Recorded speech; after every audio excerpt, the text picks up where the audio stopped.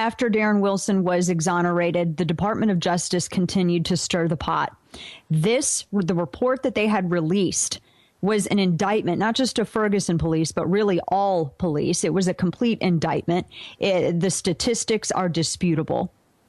And Ferguson, you saw the city manager, John Shaw, resign. Tom Jackson, Ferguson police, resigned. A number of other officials in Ferguson resigned. And this is exactly what was wanted. Yesterday, before this shooting took place, Ed Schultz on MSNBC had said that, well, maybe these Ferguson police, maybe they need to be disarmed. How about that? And then this shooting took place.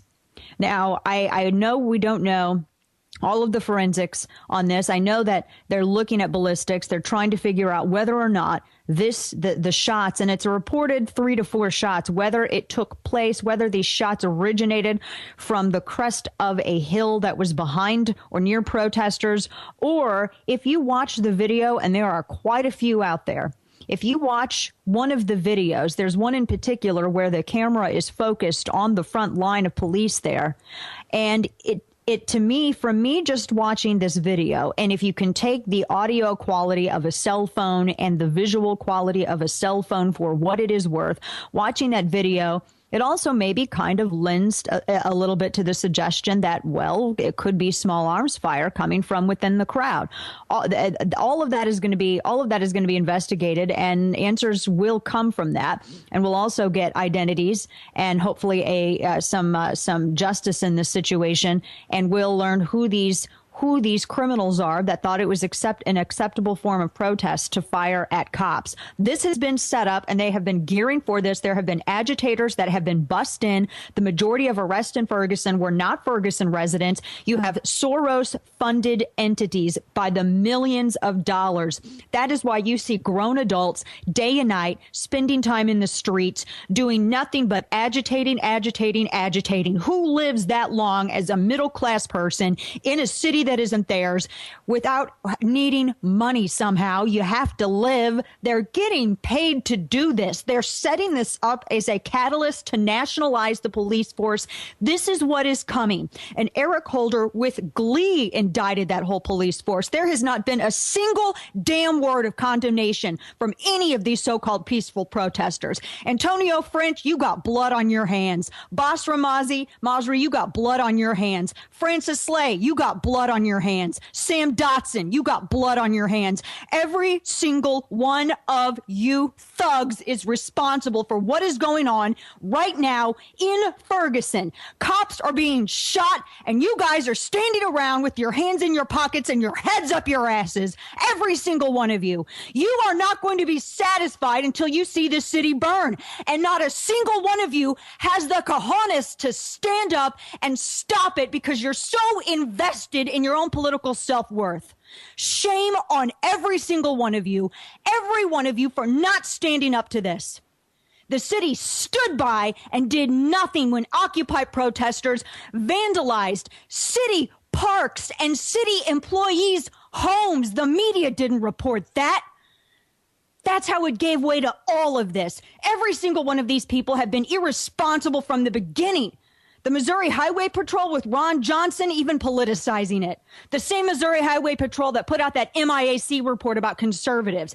These same people that are in the street right now screaming when the cops don't stop buildings that are on fire, screaming when people are getting arrested. Those same people cheered police action against that MIAC, on the MIAC report against Tea Partiers and against conservatives. What you're seeing in Ferguson right now, this is what happens when you have decades and decades and decades of political misrepresentation, opportunities being sent out, and it is exploited by people who want to use it as a catalyst for something else. That is exactly what this is. It is shameful. I have friends that live there. I have family. Well, actually, they're moving that lived there.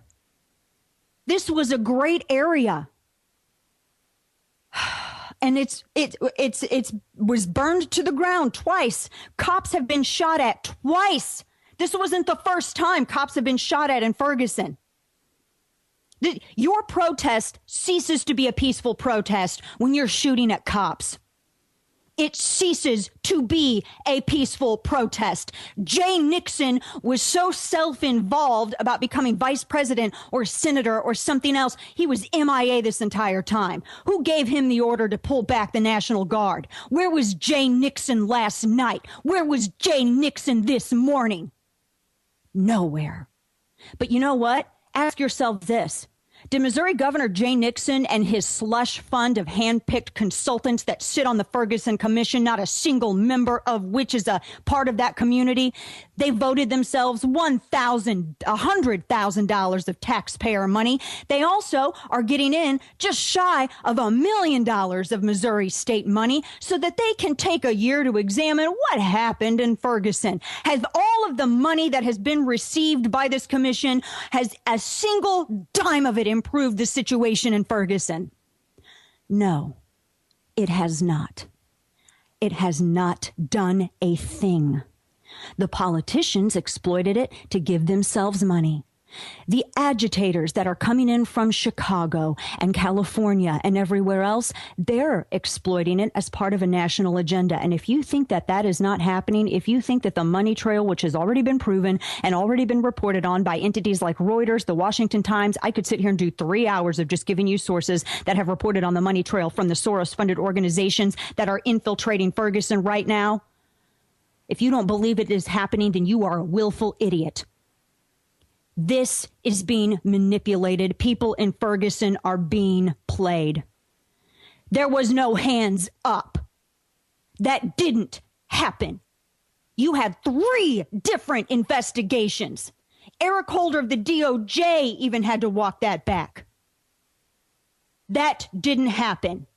That would not have happened had a young man not chosen to commit 2 felonies. It's a felony if you strong-arm rob a store. It's a felony if you attack a cop. And the hazard, ladies and gentlemen, of attacking a cop, the hazard, ladies and gentlemen, of going for a cop's gun, the hazard, ladies and gentlemen, of getting your finger inside that trigger guard is that you may be met with justified lethal force.